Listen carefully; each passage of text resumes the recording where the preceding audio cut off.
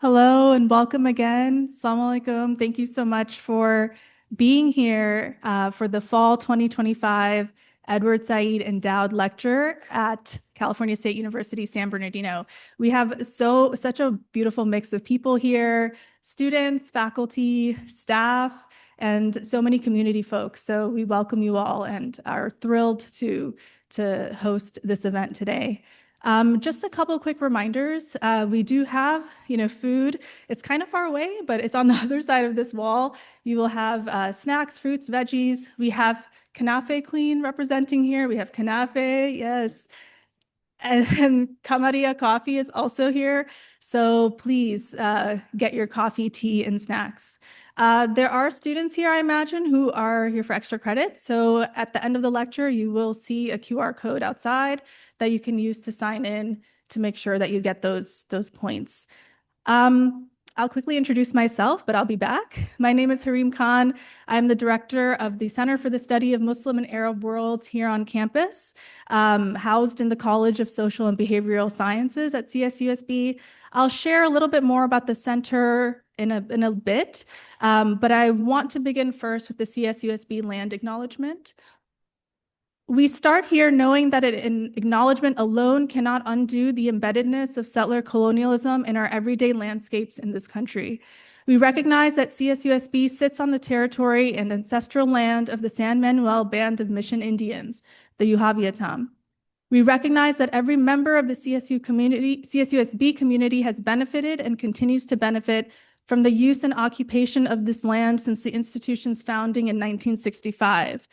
Additionally, we refuse to position land acknowledgements as simply recognitions of past colonial violence and stress that settler colonialism connecting all colonized people from Turtle Island to Palestine. This channels the acknowledgement into actions tied to land back, decolonization, and global solidarities. And it is in that spirit that we are holding this event.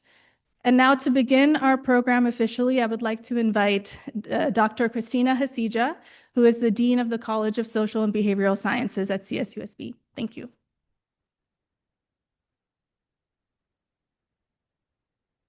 Thank you. Good afternoon, everybody. It's so great to see so many folks here this morning. I just first want to thank everybody from the board and for all their efforts in putting together this beautiful event. Everything looks lovely. On behalf of Cal State San Bernardino and the College of Social and Behavioral Sciences, it is my great honor to welcome you to the Fall 2025 Edward Said Endowed Lecture, presented by the Center for the Study of Muslim and Arab Worlds. This lecture exists because of the extraordinary generosity and vision of Mr. Mustafa and Ms. Beatrice Milbus.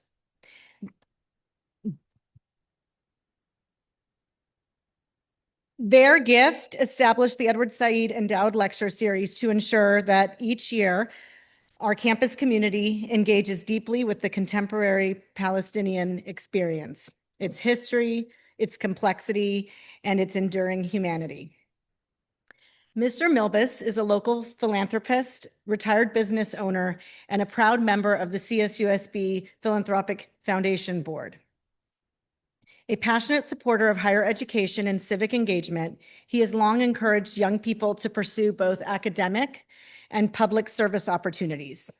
Through his leadership on the College of Social and Behavioral Sciences Development Council, where he offered his valuable insight on community outreach and fundraising, and his service on CSUSB's Philanthropic Board, he has helped to create vital opportunities that extend far beyond our classrooms. His generosity is not simply financial, it is an act of conviction. It affirms that this university is and must continue to be a place where understanding, empathy, and justice are cultivated through dialogue. The lecture series is named in honor of Dr. Edward Said, a towering literary scholar, public intellectual, and advocate for the Palestinian cause. Born in Jerusalem in 1935 and later a professor of English and comparative literature at Columbia University, Dr. Said dedicated his life to exploring how culture and power intersect, how narratives shape who is seen and who remains unseen. His work, especially Orientalism challenged us to listen more carefully, to see more clearly, and to recognize the humanity of those too often silenced. In honoring Dr. Said's legacy today, we also reaffirm something central to the mission of higher education, that giving voice to the voiceless is not merely an option, it's our obligation. And so we do, and we do so not with confrontation, but with curiosity, courage, and compassion. It's especially fitting then that this year's lecture features Reverend Dr. Mitri Raheb, whose own life and work embody that same courageous commitment to truth and human dignity.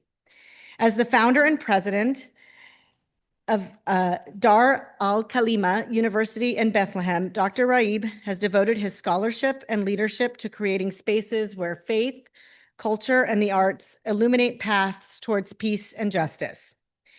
Before we invite Dr. Raheb to the stage, it's again my pleasure to introduce Dr. Harim Khan, who will formally introduce our speaker. Dr. Khan joined CSUSB in 2019 and is an esteemed faculty member in our departments of anthropology and ethnic studies.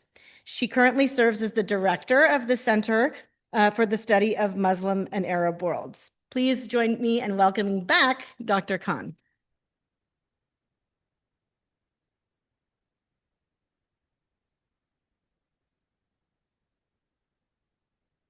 Thank you, Dean Hasija. Yes, as mentioned before, I'm the director of the center following after Dr. Danny Dueri. And I joined the board in spring of 2021. I think I had a conversation with Professor Ahlam Muhtaseb, and I quickly sent in my little bio and CV to join the board. And you know, this center, we say it a lot in our meetings that it feels like a family. And it really does, in all the funny, quirky ways and all the productive, like beautiful ways. And I just remember from the first board meeting just how instantly I kind of got the sense that this is a center that gets things done. We're a center that we do. And not in like a theoretical way that we're kind of used to in some academic spaces, but in real material ways. Folks from the center show up, they make their presence felt. And of course, we get to regularly invite incredible scholars and writers and thinkers to our campus. And it's an honor to be a part of this center in this space. You can read more about the center that's on the programs, but I want to highlight that the Edward Said Endowed Lecture, and of course, special thanks again to Mr. Milbus and Mrs. Milbus for allowing these lectures to take place. The importance of these lectures it's especially important in these times. As we all know, the genocide in Gaza by the state of Israel rages on in violation of October's supposed ceasefire. And now we're also seeing hundreds of thousands of displaced Palestinians continue to face systemic cutting off of access to basic needs and resources. And here I'd like to bring up Edward Said again, the renowned Palestinian thinker who this endowed series is named after. And I have this quote from his essay, Speaking Truth to Power, from 1994, in which he writes, quote, "No one can speak up all the time on all the issues, but I believe there is a special duty to address the constituted and authorized powers of one's own society, which are accountable to its citizenry, particularly when those powers are exercised in a manifestly disproportionate and immoral war, or in a deliberate program of discrimination, repression, and collective cruelty." So remember, this is from 1994, and it's, of course, so timely today. Today's lecture is a commitment to the special duty Edward Said noted in this quote. It is a commitment we hope that we can all adhere to, including our administration. Despite abrupt cancellation last year of this lecture, we hope to continue seeing its presence on this campus. As Edward Said said, we must do our part in addressing power in our societies and the violences those in power authorize. While the focus today is on Palestine, of course, we understand that these violences are global and should be connected to the horrors we are seeing take place in Sudan, for example, and of course in our own neighborhoods where people are suffering under and resisting the daily presence of militarized state violence. This talk today is part of doing that important work, and holding those in power accountable. So thank you again for being here. Before we continue on with the program and to invite our esteemed speaker, I would love to spend a few short moments thanking everyone who made this event possible today. Thank you to the board, of course, of the Center for the Study of Muslim and Arab Worlds and the Milbus family once again. There are a few people on the board that I was personally texting almost daily. So thank you and sorry for all the texts. I also want to thank the Dean's Office, Shante Lopez, Dean Hasija. Thanks also to our catering team, our wonderful community vendors, our fantastic AV tech team, and Ray and Latia of the Office of University Advancement, and of course, friends and family. One of my friends actually curated the playlist that was running in the background of the reception, so it's really a team effort. Special shout out to our students. Students for Justice in Palestine is also represented here.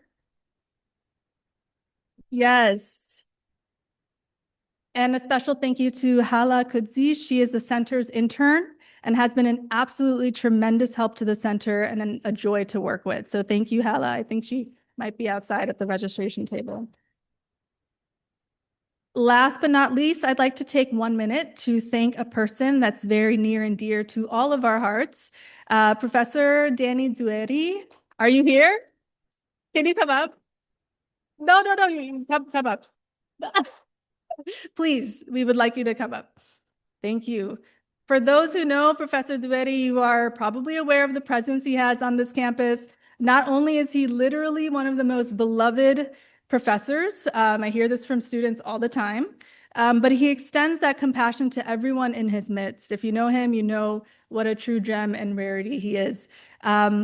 So I personally relied on him a lot during this transition into the director position, and I am very grateful for his guidance, and I know I'm not alone in that feeling. So on behalf of the center, I would love to invite Eche and Yasemin to present Danny Zueri with a gift from the center. So, yes.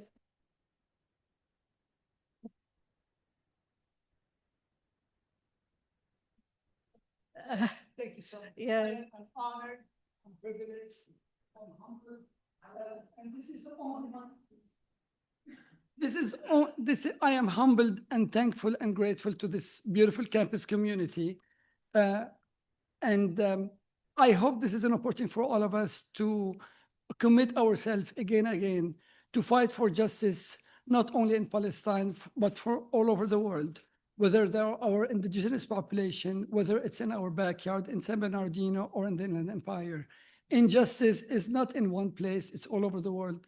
And our responsibility is really to be compassionate with everybody. Thank you. Thank you.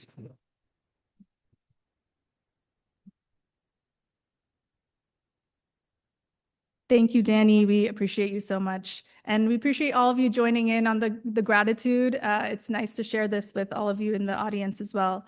I would now love to invite Dr. and Professor Ahla Muhtasab, Professor of Communication and Media Studies at CSUSB, who is going to introduce our esteemed speaker. Thank you.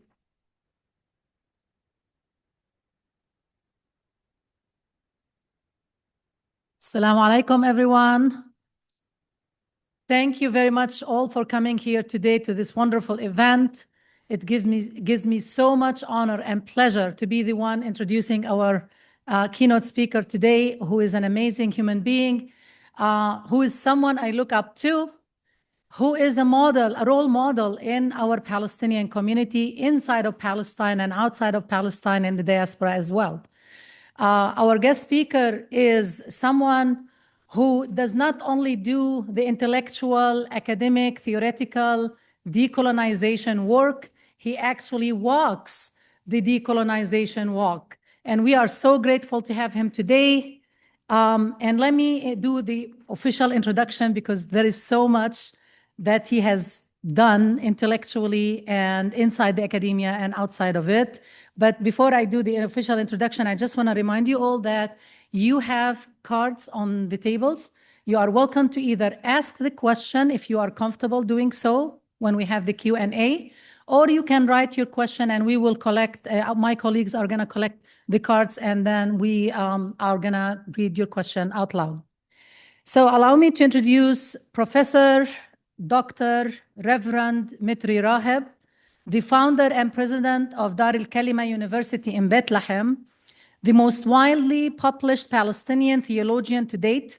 Dr. Raheb is the author and editor of 50 books, including, and I'm not going to do justice to include every book, but I'm going to highlight few: Decolonizing Palestine, The Land, the People, the Bible, In the Eye of the Storm, Middle Eastern Christians in an Age of Empire, Politics of Persecution, Middle Eastern Christians in an Age of Empire, The Cross in Contexts, Suffering and Redemption in Palestine, Faith in the Face of Empire, the Bible through Palestinian Eyes. His books and numerous articles have been translated so far into 13 languages. Reverend Raheb served as the senior pastor of the Christmas Lutheran Church in Bethlehem from July 1987 to May 2017, and as the president of the Synod of the Evangelical Lutheran Church in Jordan and the Holy Land from 2011 to 2016. A social entrepreneur, Reverend Raheb has founded several NGOs, including the Christian Academic Forum for Citizenship in the Arab World. He is a founding and board member of the National Library of Palestine and a founding member of Bright Stars of Bethlehem, a US 501c3 nonprofit organization. He is an elected member to the Palestinian National Council as well as the Palestinian Central Council. Reverend Dr. Raheb received in 2022 an honorary doctorate of divinity from the Wartburg Theological Seminary.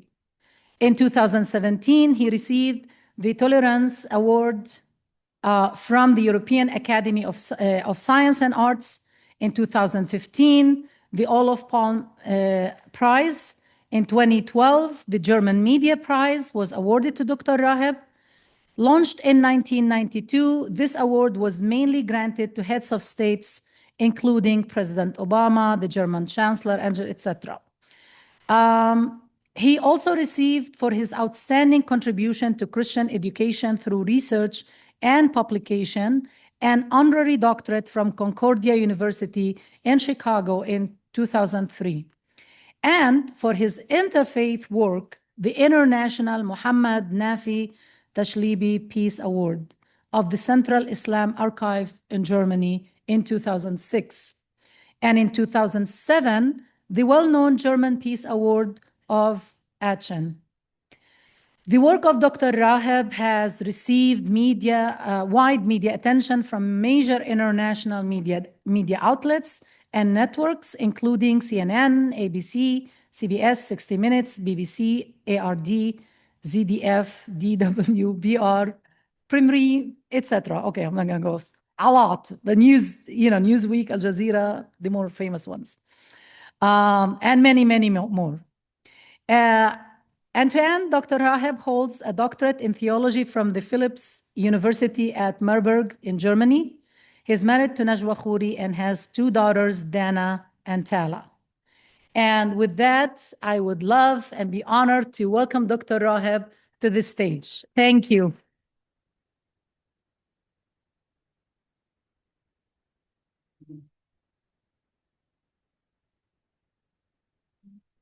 Good morning, everyone. It's great to be with you this morning, and it's really a pleasure to be invited to give the Edward Said lecture. I'm very grateful for Mr. Milbis, who endowed this lecture as a Palestinian entrepreneur who really supports education.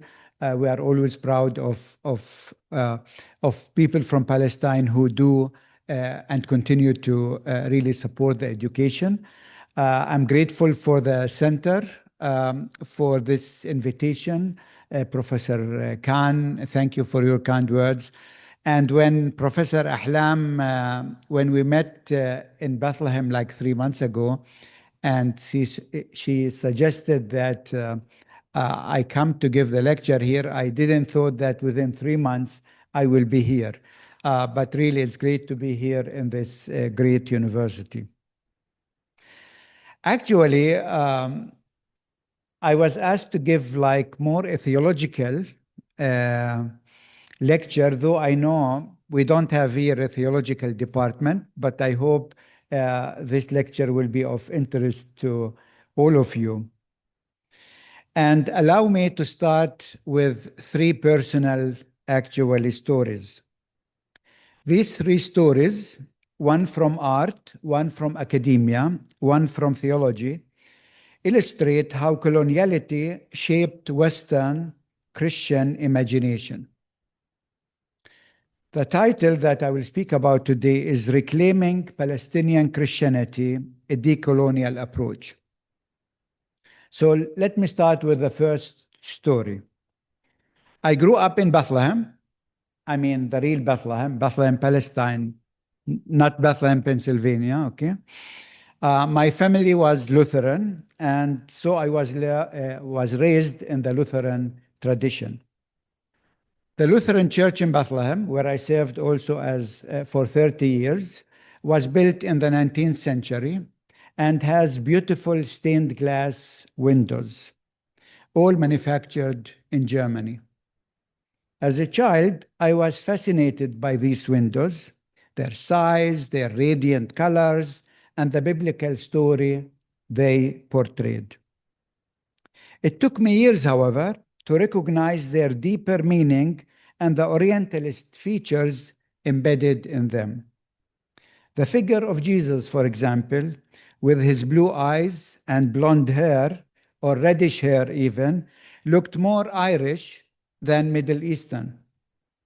If one did not know the true story of Jesus, one could easily assume that he was a Western European. The very fact that such windows were placed in the church in Bethlehem, Jesus' own birthplace, reveals the extent of Western Christian imperial imagination. In the age of European colonialism, Jesus was effectively exported worldwide as a white Western man, stripped of his Palestinian roots, his brown complexion, and his native identity. What I witnessed as a child in those windows was not simply art or devotion, it was theology shaped by empire. A visual theology that reimagined the Christ of Palestine into the image of Europe. I come to the second story. During my first visit to Japan, I was fascinated to discover that in Japanese university, Christianity there is taught within the broader framework of Western religions. Of course, from a Japanese point of view, one might say that Palestine lies west of Japan. But what this categorization really reveals is something deeper: the widespread perception that Christianity is, at its core, a European religion. I kept reminding the students, Jesus was not European. He was Asian. Think of it, Asian, West Asian, because Palestine is located in West Asia. We think of Palestine being in the Middle East, but the Middle East actually is a colonial construct of the 19th century. Because you ask yourself, middle of where and east of what, right? I mean, only if you live in Europe would you think Middle East makes sense. Naming, as we know, is an exercise of power. So what these names reveal is a worldview in which Europe imagines itself as the center of the universe, while the rest of the world is described in relation to that center. The Near East, the Middle East, the Far East, all defined by distance from Europe. Japan left a deep impression on me: the generosity of its people, the beauty of its culture, and of course, its cuisine. I enjoyed for 2 weeks the sushi, the raw fish, the sake. But after 2 weeks, as I boarded the plane home, I realized I was craving two simple things: a piece of meat and a piece of bread. And in that moment, in the aeroplane, it struck me more clearly than ever, Jesus was indeed a West Asian Palestinian. Otherwise, he would not have said, I am the bread of the world, because bread doesn't make sense in Japan. If he had been East Asian, perhaps he would have said, indeed, I am the rice of the world. Again, you see how Palestinian actually everything is. Now, the third story. During my theological studies in Germany, church history was divided into 5 chronological periods: the early church, the medieval church, the Reformation, mission history, and modern church history. Yet all the attention was focused almost exclusively on European church history. There was scarcely any mention of the national churches in West Asia and North Africa, as if these ancient communities had simply ceased to exist. There was no awareness that the Church of the East had already carried Christianity along the Silk Road, reaching as far as central China by the year 614, imagine. Long actually before Christianity spread across much of the European continent. Our region instead is viewed as Muslim, while the enduring presence of the ancient Eastern churches is largely ignored. The image of the European Christ in Bethlehem, the notion of Christianity as a Western religion in Tokyo, and the way church history is taught in European and maybe American seminaries are not isolated phenomena. They are 3 expressions of the same historical process: the Westernization of a profoundly Eastern faith. These stories reveal how colonial power reshaped not only borders and economies, but also imaginations, relocating Jesus from his native Palestine to the heart of Europe, redefining the geography of faith itself, and presenting a Western narrative as universal. Whether through art, theology, or academic categorization, the effect is the same: the displacement of a Palestinian story by a Western one.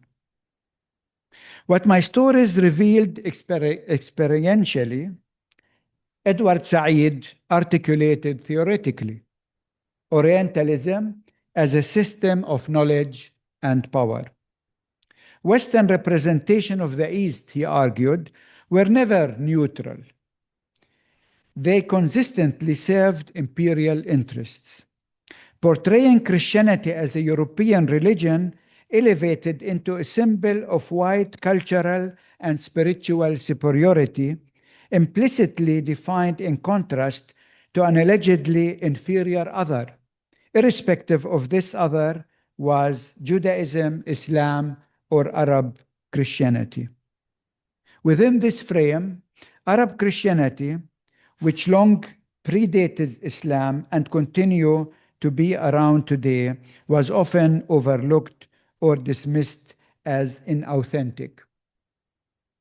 Said himself, a Palestinian Christian, recognized that Western Christianity was not merely complicit in this process, but actively instrumental in shaping both Oriental thoughts and the colonial project that followed. One could even argue that without such settled Western European Orientalism, the recent atrocities in Gaza might not have been imaginable. Palestinians are too often conceived simply as Arabs, as Muslims, as members of Hamas, portrayed as inferior and undeserving of dignity. In contrast, Israeli Jews are frequently depicted as white, sophisticated Europeans, superior technologically, culturally, and theologically. Palestinian Christians are rarely mentioned at all, and when they are, it is usually only as collateral damage. This stark imbalance underscored the urgent need to reclaim Palestinian Christianity, to restore it to its rightful place in history, memory, and consciousness. To reclaim the integrity of the Christian story, we must begin by recentering it geographically and reawakening its memory. The Bible did not originate in the Bible Belt. Sorry for people here in Texas or so. Christianity did not emerge from European cathedrals, but from the hills of Galilee and the streets of Jerusalem. Recovering this awareness is not a matter of nostalgia. It is an act of decolonizing theology, restoring to faith its original landscape, its original language, and its original humanity. Only then can the global church truly recognize that its story begins not in the West, but in the heart of West Asia, in Palestine. Against this background, Palestinian Christianity emerged not as a passive recipient of Western theology, but as an active site of resistance and renewal. Its decolonial character can be discerned in four interrelated features: in the Palestinian Bible, the Palestinian people, the historical Jesus, and the West Asian Christianity. So allow me now to focus on these four topics. The first is the Palestinian Bible. The Bible is organically and inseparably connected to Palestine. It is in this land that the entire drama of salvation history unfolded.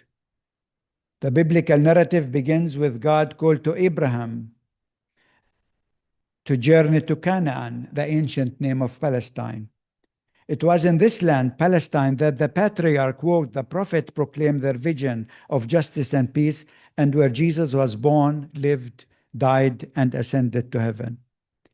It was there that the early Christian community took its first steps, and the church was born. The Christian church was born in Jerusalem, not in Rome, and not in Athens, and not in Geneva, and not in New York. It is therefore not surprising that the early theologians described Palestine as the fifth gospel. You know, we have four gospels, and Palestine is the fifth gospel, suggesting that one cannot fully grasp the biblical message without engaging with the land, Palestine itself. However, the popular description of Palestine as the Holy Land can be both sentimental and misleading. Pilgrims and tourists often rush from one archaeological site to the other, from one shrine to the next, collecting sacred impressions without ever understanding the deeper reality of the land or meeting the people of the land. To perceive the Bible in its proper light, one must move beyond Western Orientalist nostalgia and adopt a geopolitical lens. Geography in the Bible is never neutral. Palestine, that narrow corridor along the eastern Mediterranean coast, has for millennia been a crossroad of empires and landscape of occupation. From the Assyrians, Babylonians, Persians, Greek, Roman, Byzantines, Arab, Crusaders, Mamluk, Ottoman, British, now Israel, empire after empire has sought to control this small land. Occupation in Palestine, unfortunately, has been a recurring issue. This historical reality profoundly shaped not only the daily life of its inhabitants like us today in Palestine, but also the theological imagination from which the Bible emerged.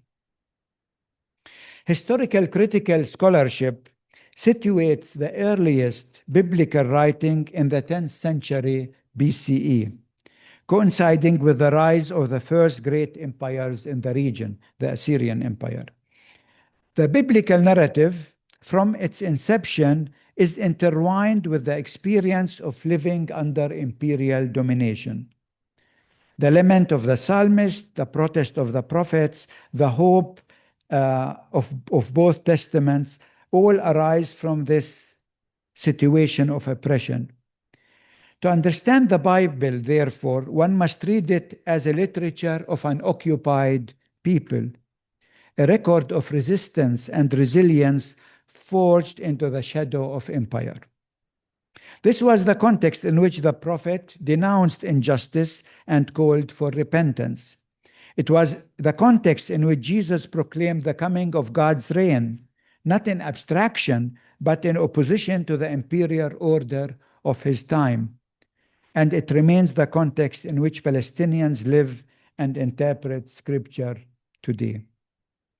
From a Palestinian theological perspective, geopolitics is not merely a background condition. It constitutes the hermeneutical key to understanding the biblical text. The question of God in the Bible is intimately bound to the question of empires. This is really, for me, very important. Empires have always behaved as though they were God. And they still do like that, right? With their overwhelming military power, they appear omnipotent. They can do whatever they want. With their system of surveillance and control, they present themselves as omnipresent. With their technological and ideological apparatus, they claim omniscience. It is precisely in the face of such pretensions that the ancient question arises again and again: God, where are you? Right? This is the question that we face in Palestine all the time.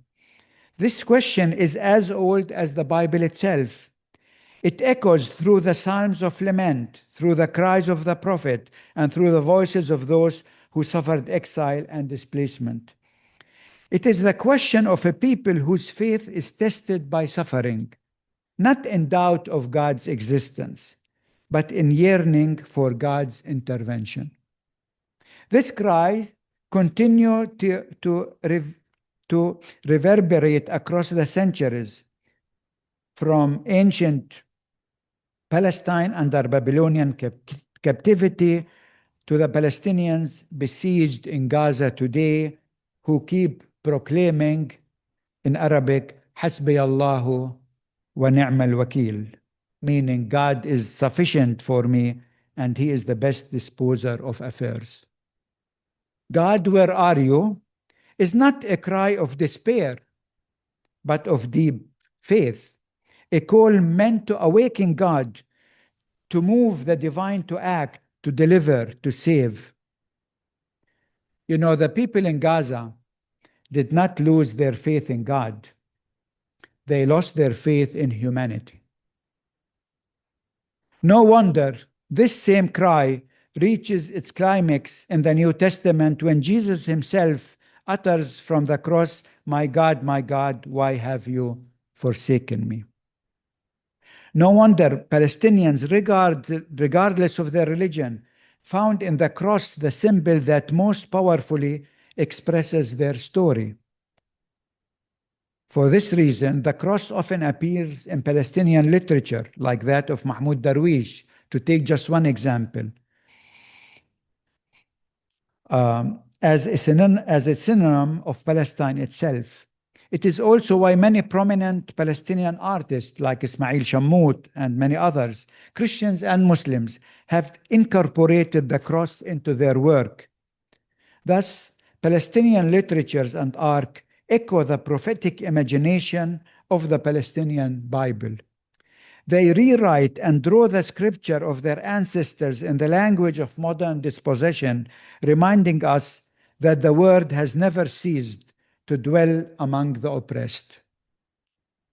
When read in its original Palestinian setting, the Bible reveals itself as a profoundly decolonial in nature. It stands as a counter-narrative to imperial power, a sustained testimony to God's solidarity with the oppressed. The Bible, in this sense, belonged to what the Palestinian writer Ghassan Kanafani called أدب المقاومة, the literature of resistance. It is the sacred text of a people who generation after generation resisted domination with stories of God who liberates, who delivers, who sides with the marginalized. This is the context of the scripture, a text born out of empire, yet speaking against empire, emerging from a land of conquest, yet proclaiming the hope of freedom. To read the Bible from Palestine today is not an act of nostalgia or mere historical curiosity. It is an act of theological reclamation. It is to recognize that the story of salvation belongs to Palestine.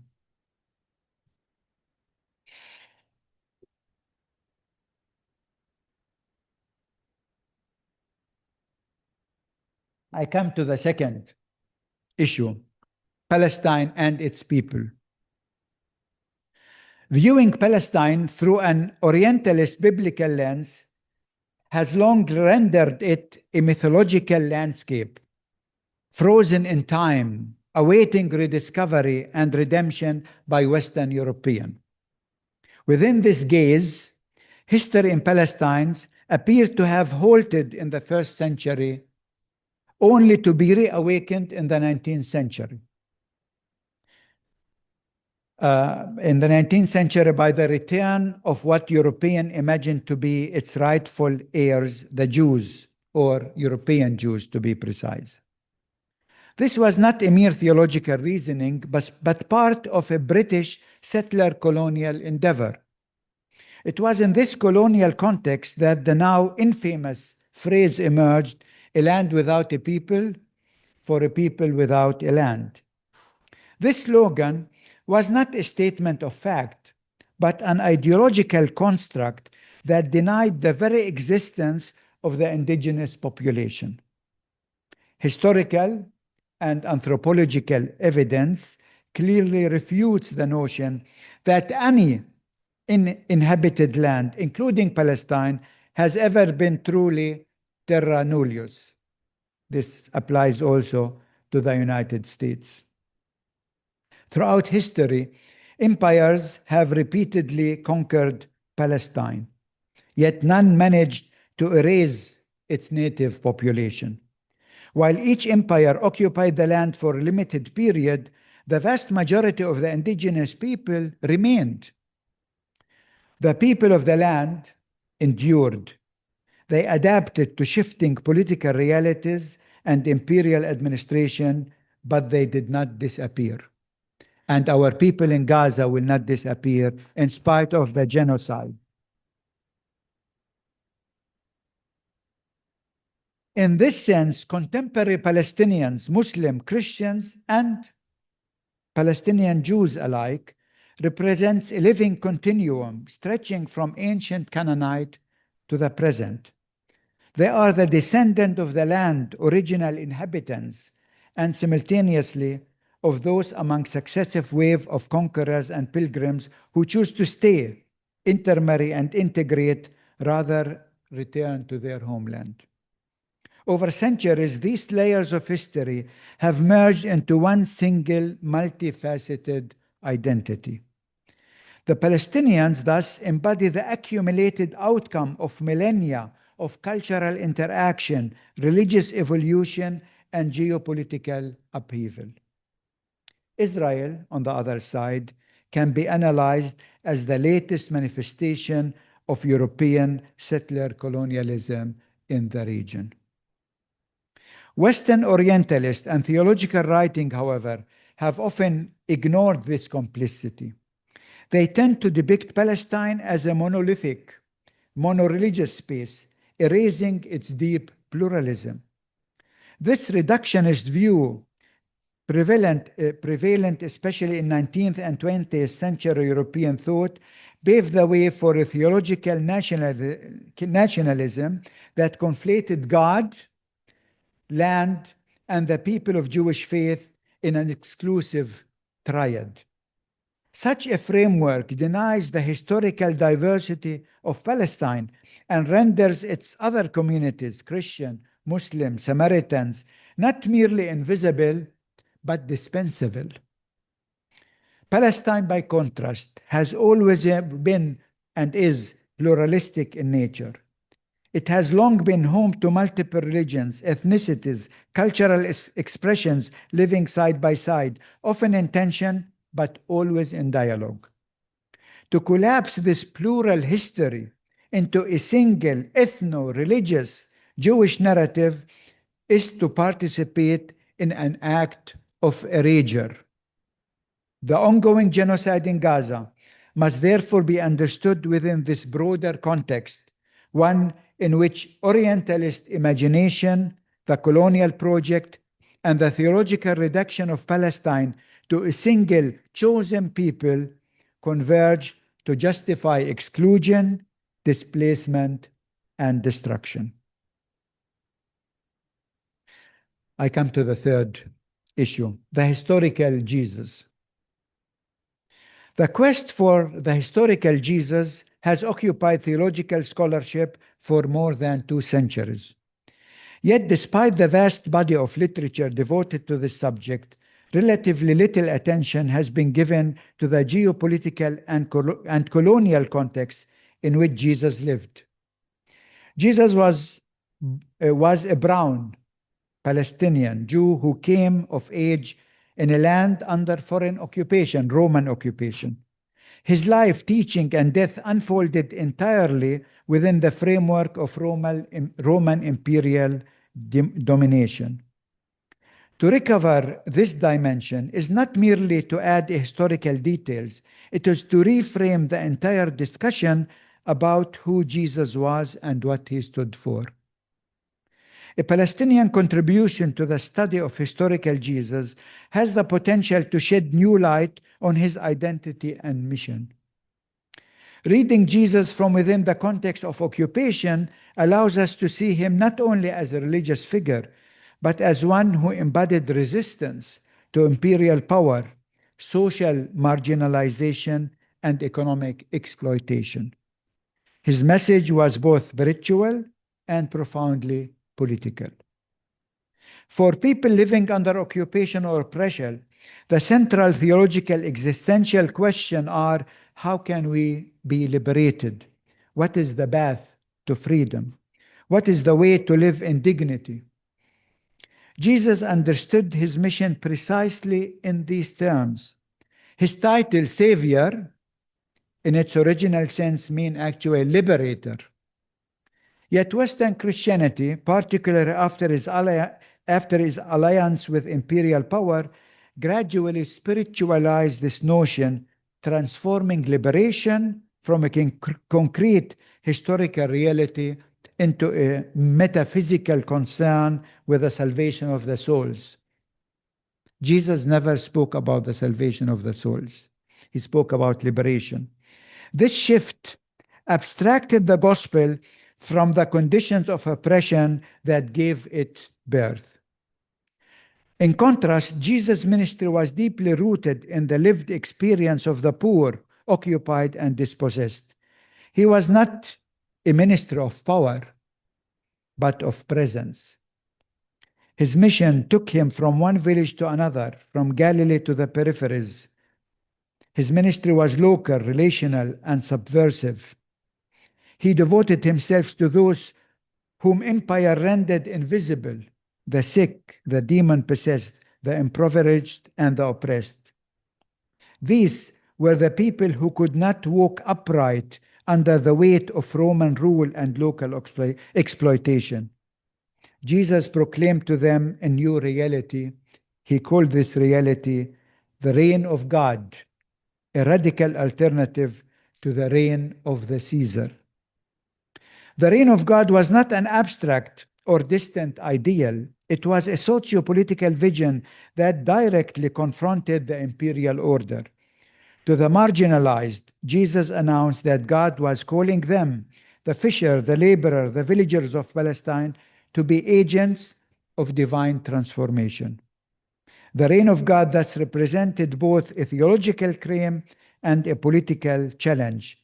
It redefined power, authority, and belonging from the margin outward. His movement, though local, carried a universal horizon. The reign of God, as articulated and embedded by the brown Palestinian under occupation, remains a subversive and liberating alternative to every empire, ancient or modern, that claim divine authority over human life.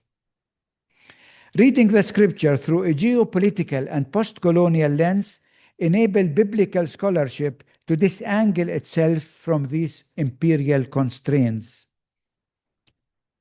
A Palestinian reading rooted in the lived experience of occupation and dispossession offer a fresh and contextually grounded West Asian hermeneutic, one that restores the political, social, and ethical dimension of the biblical text. It is striking that despite nearly 3 millennia of successive occupation, the thirst for freedom in Palestine has remained unextinguished. No empire, however mighty, has succeeded in eradicating the deep-rooted longing for liberation embedded in the consciousness of its people. And I tell you, Israel also will not be able to achieve that. Over 75 years of an Israeli settler colonial rule was incapable of crushing that longing for liberation and their right for self-determination.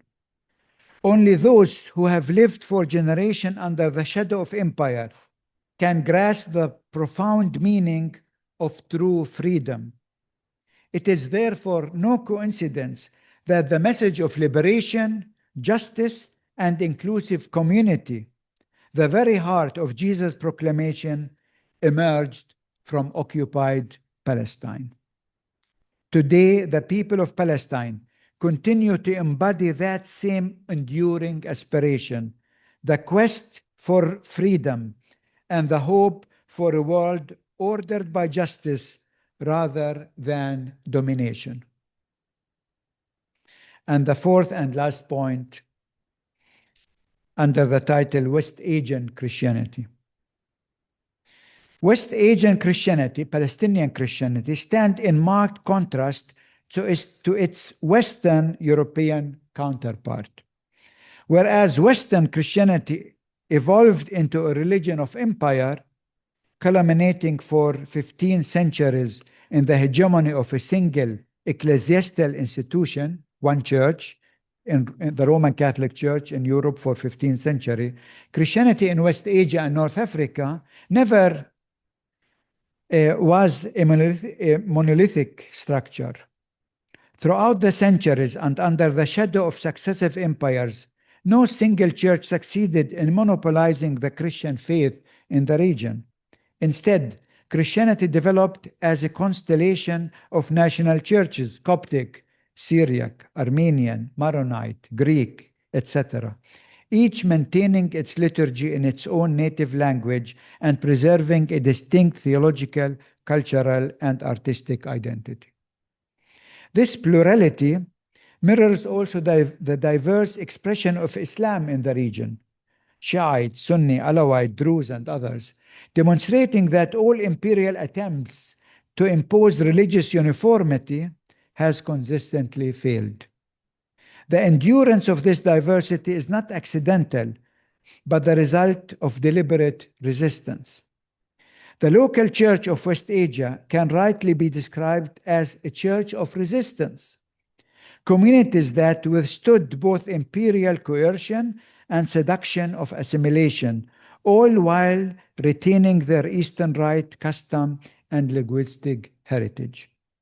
Unlike Western Christianity, which became deeply immersed in the project of colonial expansion, these Eastern churches existed largely in the shadow of empire, not as agent of colonization, but as communities struggling to survive and preserve their faith under foreign domination. They are, in essence, survival churches, communities that have endured one empire after the other. Historically, Palestinian Christians in particular have recognized that their survival depends on active engagement in social and political life of their nation. They have persistently participated in the collective struggle for justice, liberation, and human dignity. Although the Christian population in Palestine has declined dramatically in the 21st century, now we are less than 1%, their impact far exceeds their numerical size.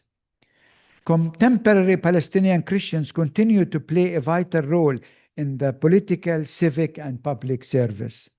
We did a recent study 5 years ago about the 300 church-related organizations in Palestine, just to know that, to discover that actually if we take them all together, they constitute the third largest employer in Palestine. The largest is the government, the second largest is UNRWA, and the third largest are actually church-related organizations. They continue to be very active. Despite demographical decline and persistent political challenges, Palestinian Christians exemplify a remarkable capacity for resilience, adaptation, and renewal. They remain a living testimony to a Christianity deeply entrenched in the land, creatively engaged with its scripture and tradition, committed to justice, and steadfast in its dedication to building an open, pluralistic, and inclusive society. This commitment was echoed in the statement issued by the Palestinian Christian community besieged in Gaza City earlier this year. In response to Israel's announced assault on Gaza, they declared that they would not leave but remain steadfast in their city. Condemning the planned attack, they affirmed that, and I quote, "There can be no future based on captivity, the displacement of Palestinians, or revenge." Edward Said intellectual and moral formation cannot be understood apart from his identity as a Palestinian Christian. Although he rarely foregrounded his religious background, he rarely spoke about his Christianity, the moral sensibility and ethical universalism that undergird his critique of empire were deeply shaped by the Christian humanist tradition of his upbringing. That's my theory, at least. As a member of a small Christian community, Said experienced firsthand what it meant to live between worlds, the Arab world and the US, Eastern and Christian, and his liminality became the foundation of his concept of worldliness, the insistence that all texts, ideas, and identities are embedded in history and power. The Palestinian Christian faith, rooted in the land of Jesus and marked by centuries of endurance under empire, provided Said with both a moral compass and a historical consciousness. Its theology of incarnation and suffering resonated with his lifelong commitment to the dignity of the dispossessed. In this sense, Said's secular criticism was not detached from his spiritual inheritance. Rather, it extended the ethical impulse of a faith born in Palestine, was that sees resistance to injustice as an act of truth-telling and the affirmation of humanity as a sacred duty. Said's secular humanism was, in this sense, a continuation rather than a negation of his Christian moral inheritance. In this sense, Said, through his post-colonial critique, embodied the ethical and intellectual spirit of a genuine Palestinian Christianity. Let me conclude. To reclaim Palestinian Christianity is to restore to the faith, to the Christian faith, its original geography, Palestine, its original language and people. It is to recognize that the story of salvation is inseparable from the story of a land under empire, and that the call to faith is at its core a call to liberation. A decolonial theology from Palestine does not merely challenge Western narrative. It reclaims the gospel-owned revolutionary memory that God reigns begin among the oppressed in occupied Palestine under open sky. Thank you.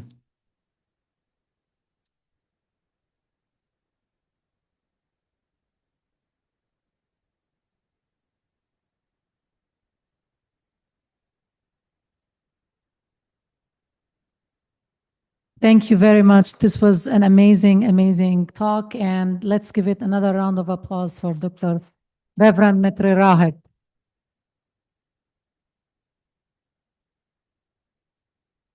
Can I ask Dr. Khan to come to the podium? Yes.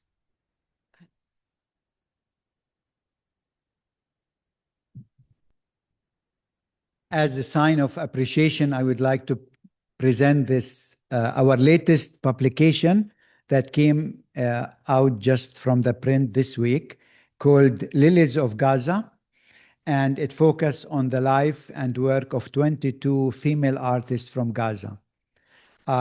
This is actually, it is important to give the people in Gaza a face and a name, and to celebrate actually that the creativity that still come out of Gaza even under this genocide. And so as a sign of friendship, I would like to present this to Professor Khan.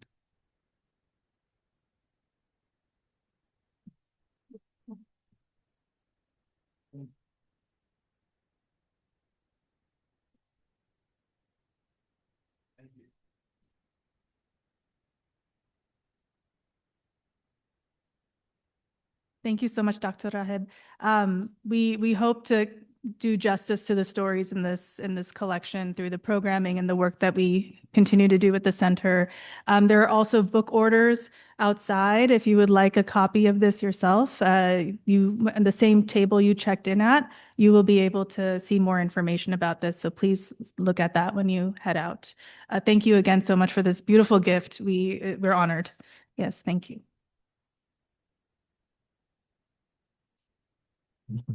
Okay. So give us just a couple of minutes to move the table here so we can do the Q&A where you can see the speaker clearly. Just 2 minutes, please.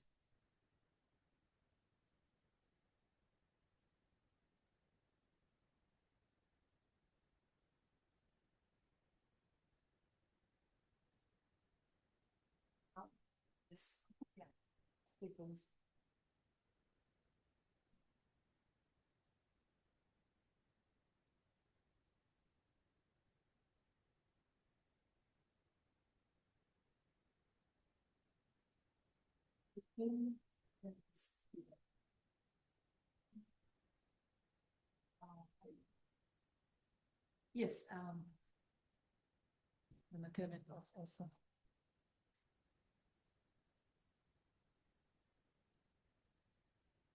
Okay, we are going to have an extra mic, and I need our volunteers to take it around for anyone who would like to ask a question. If you have a question that you would like to ask on the mic, could you please raise your hand so we can give you the mic? Okay. But first, yeah, I'm going to do some.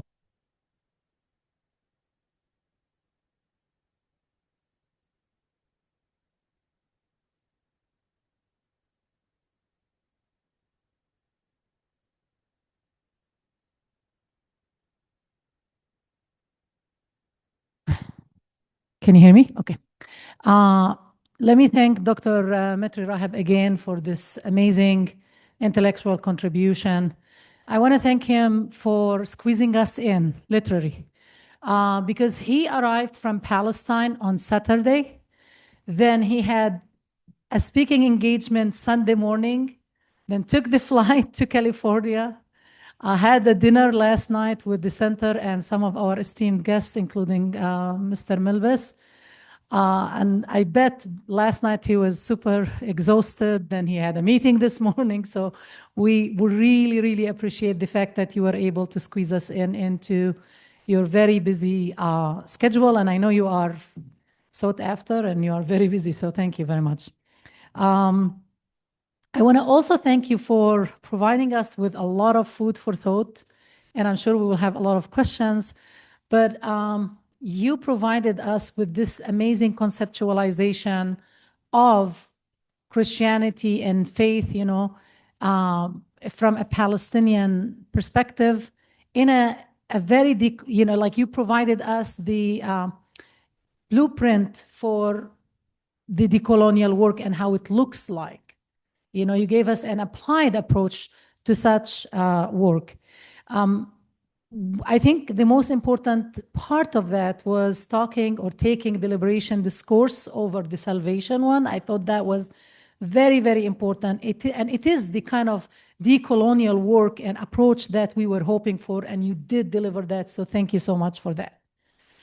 I think I emphasize that because we always face the constant pacification and de-radicalization of our work, including, of course, our faith, especially when it comes to Christianity, and also addressing the erasure of Christian Palestinians or Palestinian Christians is very crucial because it serves this colonial Orientalist narrative that the so-called conflict is between Jews and Muslims, and it has been going on for thousands of years, and all this nonsense that the establishing of the state of Israel was based on.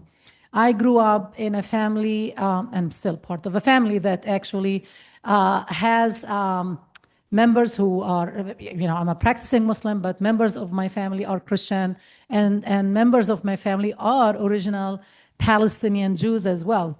And that's very common, but that's not something that you would hear about in the news or the representation of Palestinian Christianity.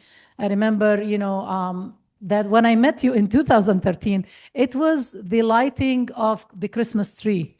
And my husband, who is a Palestinian refugee, that was his first visit as an American tourist, not as a refugee, because he's not allowed as a refugee, but was allowed as a tourist. And his first observation was, more than half of the people here are Muslim. And I was like, yes, this is one of the most joyous, celebrations for everyone. So of course, you're going to see a lot of Muslims there. And this is where I met you in for the first time, 2013. Anyway, I just wanted to open up with those observations. I could speak forever because your talk was loaded with so much important perspectives and articulations. But now we are going to start with the first question. Please go ahead. Can you introduce yourself if you don't mind?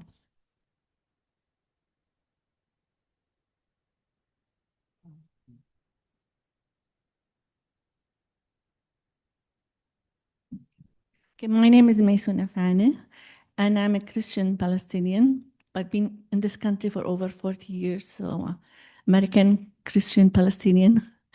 And I want to tell Reverend Mitri that I do look up to you as Palestinian Christians through your books and reading and listening to you, and I take lots of clues from you in being a Palestinian Christians and handling the issues that I deal with here in this country and with other religions, especially Jewish people. I'm going to ask you a question. I hope it's not a distraction from what you're trying to present, but I also, so if you think it is a distraction, you don't have to answer me. But your focus is on Jesus being a liberator of foreign colonizers, and he was a hero into that. But I want to point to he's also a liberator of a power that's from within, the Jewish leaders, that he wanted to liberate the people of Palestine then from the influence of the Jewish leaders. And to me, I think of them as a colonizer replacement, or an empire replacement. So what do you think about that? All right, we'll take a few questions and then we will do a round of answers. Do I have any cards that I could read or anyone else who would like to speak on the mic, please?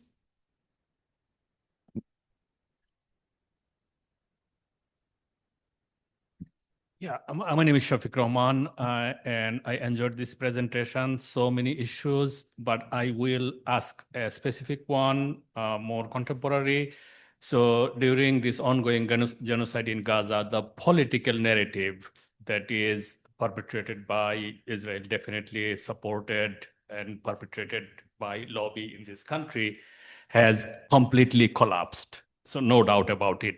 But I think the reclaiming of the Palestinian Christian narrative that you mentioned today, I don't think it is still in the margin, but I think it is so important to connect these two, the political narrative and the reclaiming of the Palestinian Christian narrative. It is because it seems to me that the Palestinian Christian narrative is the essence, is the soul of the political narrative.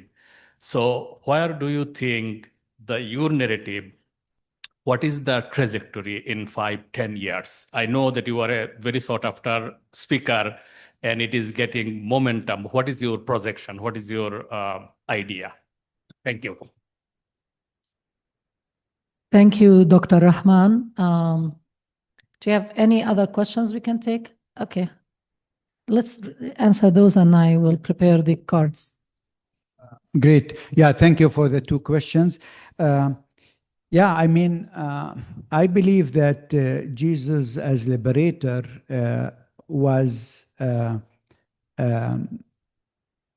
intended, and his message intended actually to liberate the people of Palestine from the Roman occupation, but also from heavy religious structures that also were making the life of the people of Palestine difficult. You know, sometimes, and here I can come back to Edward Said, why his message was sometimes secular. Because sometimes I feel in our region we have too much religion. We have sometimes so much religion that God himself says, give me a break. I cannot handle that much religion, you know. And I think Jesus understood this like no other. And so, yes, also liberation from this heavy religious structure that instead of liberating people, they put on them so much, you know, demands that actually they feel choked. Regarding Professor Rahman, you know, actually, though the percentage of Christians in Palestine are decreasing, I see a new generation of Christian theologians emerging that think really decolonial. In June, we gathered 20 students that are doing PhD in theology from Palestine. This was, I mean, never heard of. You know, when I grew up, when I studied in Germany, I never thought decolonial. But these young people, many of them are studying even here in Princeton and other places, Harvard and Notre Dame or in Europe. They are so conscious of what we are doing that actually there is a young woman from Holland. She did her PhD a year ago in Amsterdam. And she's talking about Palestinian Christian renewal because there is, though our percentage is now so small, but there is really like a very strong engagement of Christians who are very articulate today. This was not, 30 years ago, this was not the case. And so I'm very optimistic regarding the future in this case.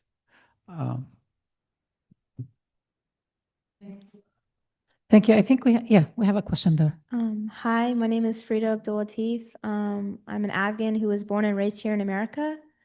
I wanted to ask you a question. What would you want Christians in America to understand about the realities in Gaza, particularly the experiences of Palestinian Christians who are often overlooked?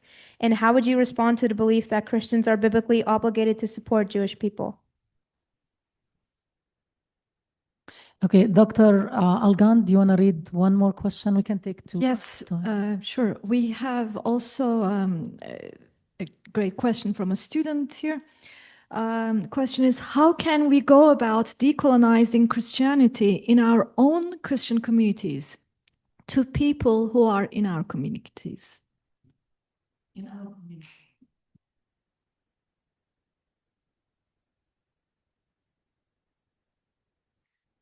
Yeah, thank you. I think,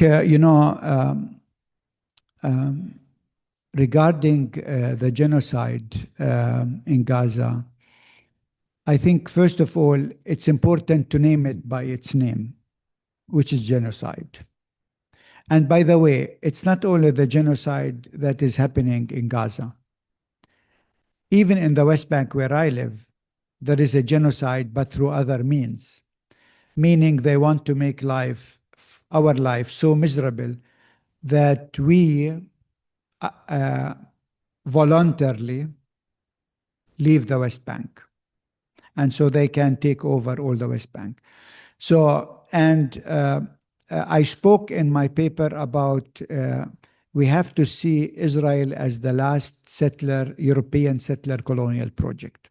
This is what it is, And I have written about that in my book, Decolonizing Palestine, because you can see actually and this idea of settler colonization was actually realized by another Palestinian Christians already in the 60s. Our ambassador to the UN in the 60s, he wrote a book describing what was happening in Palestine already in the 60s as settler colonialism. And so that is a very important discourse academically, but also in the media that we need to highlight. And so what happened in this country 400 years ago is what's happening now in Palestine. And Professor Khan, when she started by recognizing that we are standing here on the land of the indigenous people that are today, unfortunately, invisible even in this country. You can visit and tour the whole of the United States without meeting one from the native population of the US. And this is why their story is very important. And it's not only, we have here, so we have here Professor... Dr. James Fenelon is one of our esteemed community members, as a faculty member, but also, of course, one of our elders from our indigenous communities in the region. Can you speak up more? For your words, we would also say Wopida, and it means honor to you. Some people say it means thanks, but it means honor to you for your work, as well as your words and your use of truth. And I was starting to write out a question, but you have now spoken to it. And so the way that you are framing this, both theologically and politically, in terms of an indigenous struggle, as well as what is going on in the contemporary set of struggles, is really powerful. So Pidamaya, Wopida, and Mitakoyas means we're all related. Let us respect each other in a good way. Yeah, thank you.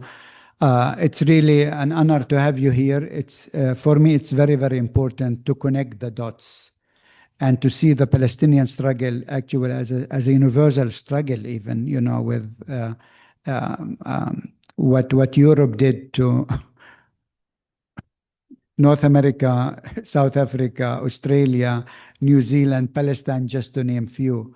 And so connecting these dots are really very, very important.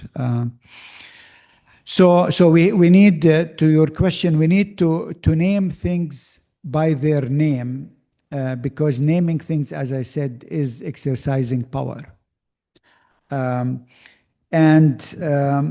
You alluded to the problem of Christian Zionists. Today actually, the Christian Zionists are Israel only ally, because from a human rights perspective, from international law, from Geneva Convention whatsoever, nobody can actually stand with Israel. And so Israel, like only allies right now, are these Christian Zionists who basically say, God gave the Jews the land, as I spoke in my, and so basically the settler colonialism is then defined by religious terms. And this is a very dangerous. So we have actually to crack this kind of theology.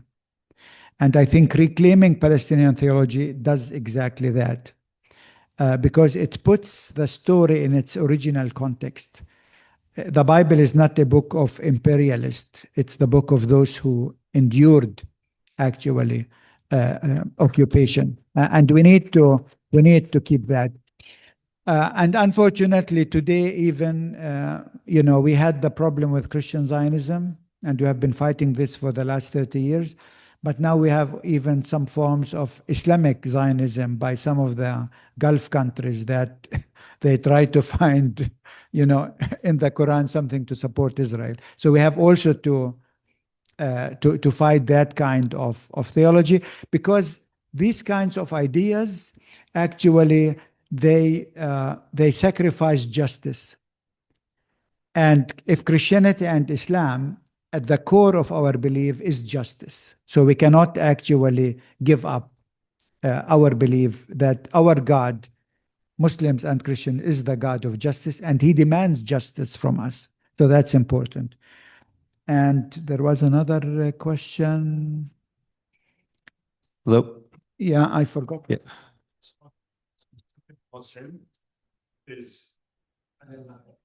It's a very simple question for people to understand how much the Palestinians they suffer under the occupation, and lot of people here they didn't know how far Bethlehem from Jerusalem, and how long it takes a person living in Bethlehem to reach Jerusalem.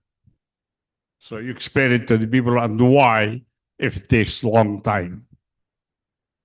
Thank you. I mean, Bethlehem to Jerusalem, center to center, is like 5 miles. Not more than that. And yet,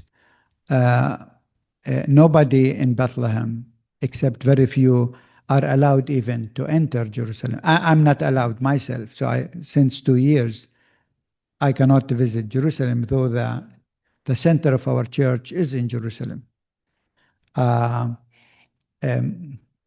My daughters, now they are in their 30s, maybe have been there, I think, 8 times in their entire life, and only with a permit.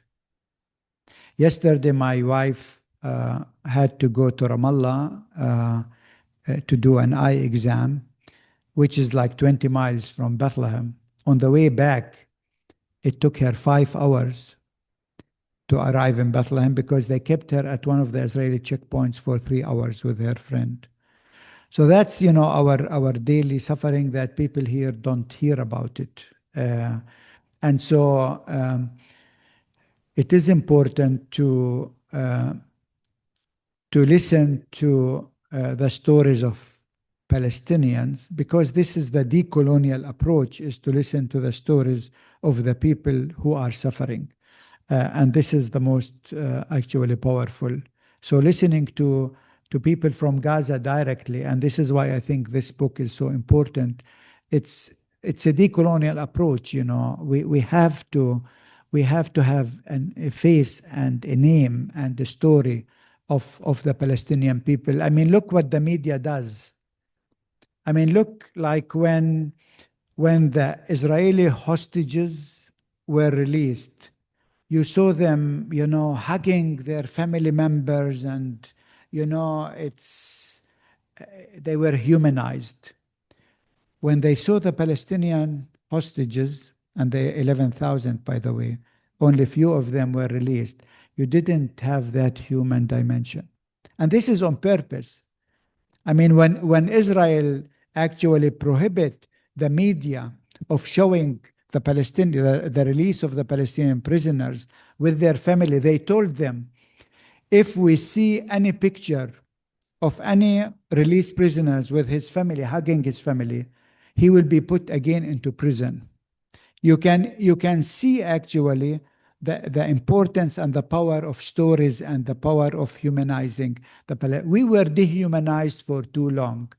And this is again, the Palestinian Christian story is a very good entry point for people in this country, because it destroys this cliche that Professor Ahlam talked about, as if this was an Islamic Jewish religious conflict. This is not a conflict, and this is not a war between religion. It's a settler colonial project over land and resources. That's it. Thank you.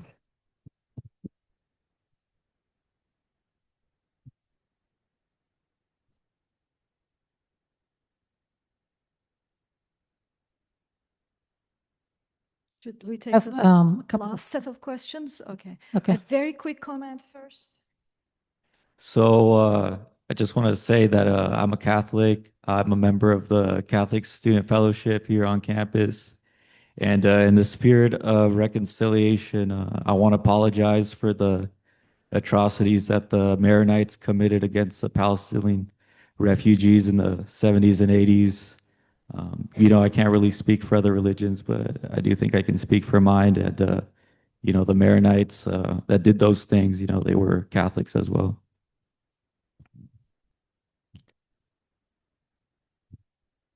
Thank you. All right. The second question that you, Dr. Raheb, you didn't get to respond to, I'll read all three though. It was, how can we go about decolonizing Christianity in our own Christian communities? And the second one is, as Muslims, we believe that the Jews are God's chosen people, but what does it mean to be chosen? And are the Jews following God's commandments as chosen? And the last card I have is, based off of everything you said, what is a call of action or message you can leave us with?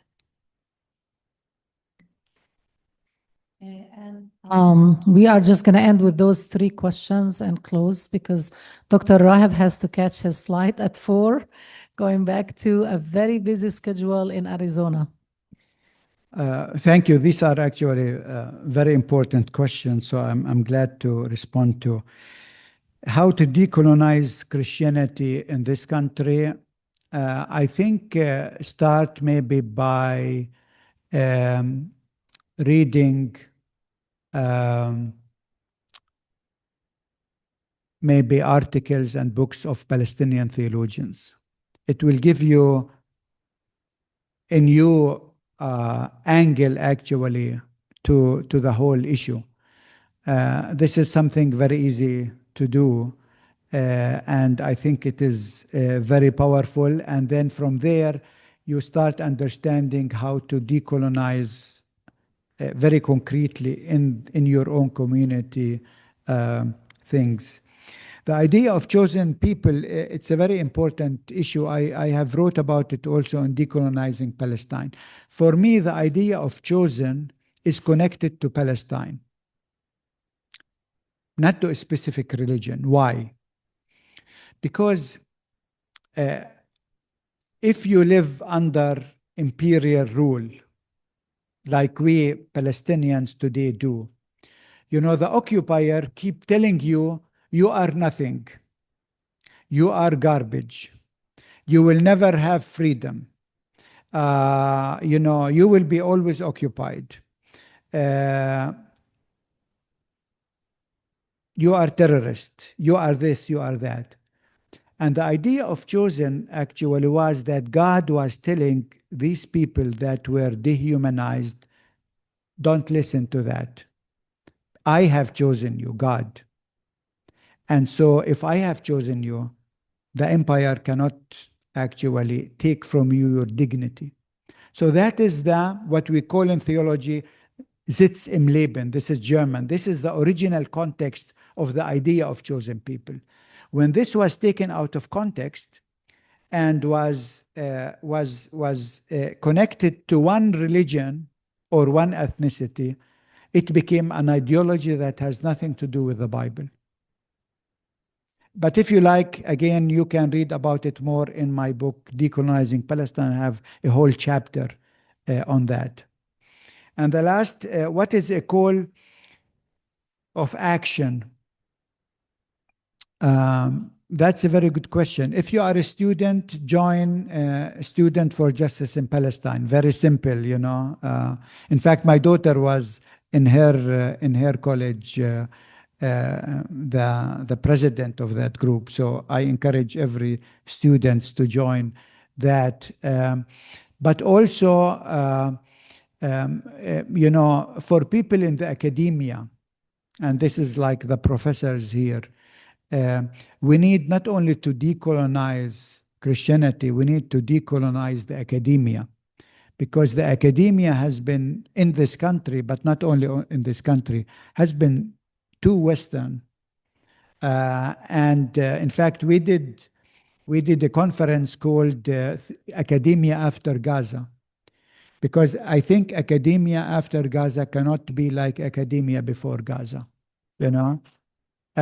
And we have to resist what is happening at Harvard and Yale and all of these universities who are trying actually again to marginalize all those and criminalize even all those who stand up for Palestine.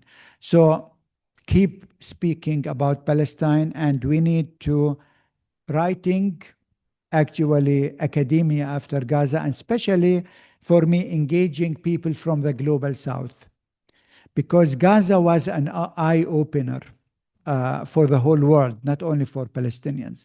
Because and I mean, you saw it, if the media and the academia, the way they have talked about Gaza, if this is the way they have been talking about us in the global south for the last 200 years, we have to rewrite the history and the epistemology and all of that. So for me, academia, we have a huge task before us to develop academia after Gaza, like we are now developing a theology after Gaza, another title of one of my books that I edited.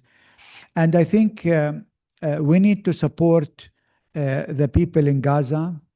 I saw people outside, they are doing exactly that. We need to have a commitment to rebuild Gaza.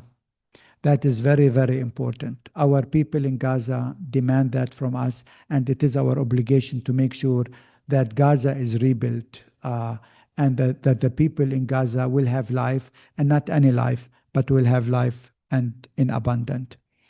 Thank you very much.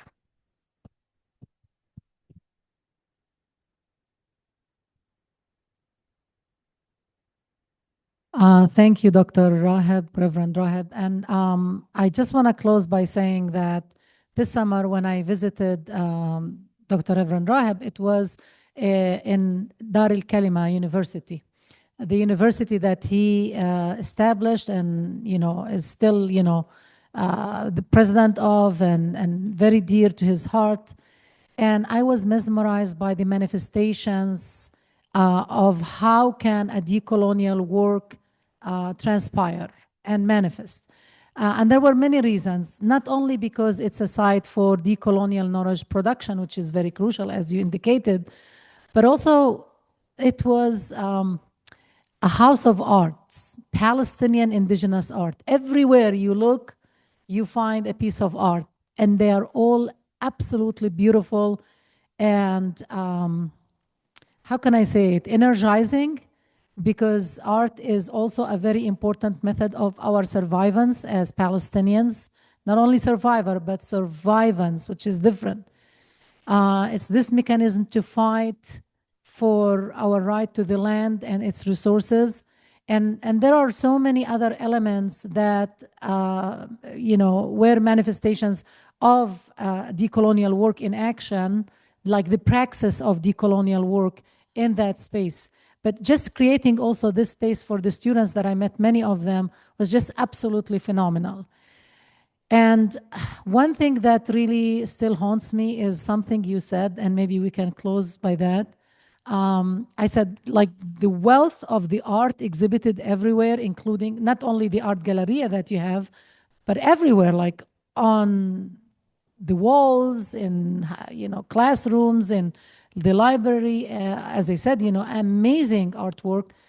You said that the thing that keeps you up at night sometimes is your fear that the settlers or the soldiers might come and destroy the artwork, because they have a track record, Israeli soldiers and settlers, colonists. Campus in Gaza, I mean. Yeah. So that was very haunting, that, your fear that this might happen to such an important site of decolonial work and collaboration also. So I hope actually by shedding light on those issues, talking about them, speaking up, we could maybe hopefully help in protecting those sites, encouraging this work, but also to continue talking about Palestine, as you said, and work towards liberation in the near future, inshallah. Thank you again, Dr. Mitri, Reverend Raheb.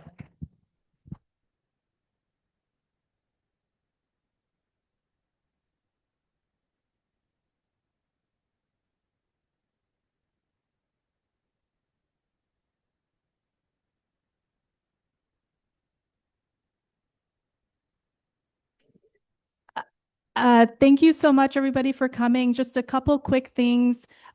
Make sure if you would like to get a copy of this beautiful book, there are book orders outside on the registration table. You can fill out, and we will reach out to you to continue with the order. Additionally, there's a lot of snacks, I think, last I checked. So make sure you take a plate to go. And thank you again for supporting the center and the work that we do. We appreciate you spending time with us. Thanks. And please, if you are going to talk with Dr. Raheb, make it very super quick, because he has to catch his flight.